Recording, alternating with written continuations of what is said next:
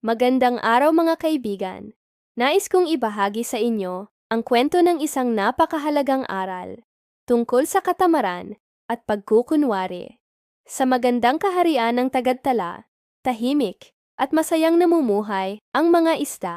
Lahat sila inagtutulungan at may sariling tungkulin para mapanatiling malinis at maayos ang kanilang tahanan sa karagatan. Ngunit may isang isda, si Lucia, na mula sa lahi ng janitor fish.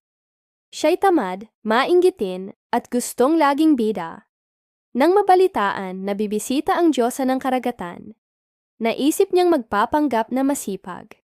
Para makuha ang atensyon nito, dumating ang araw ng pagbisita.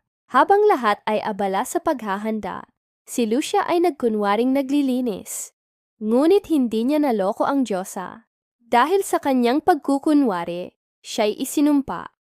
Ang kanyang anyo'y naging kapareho ng kanyang pangit na ugali. Kaya mga kaibigan, tandaan natin, ang tunay na kagandahan ay nagmumula sa katapatan at kasipagan, hindi sa pagkukunwari at katamaran. Kung nagustuhan ninyo ang kwentong ito, huwag kalimutang mag-subscribe sa aming channel at i-like ang video na ito. Maraming salamat sa pakikinig!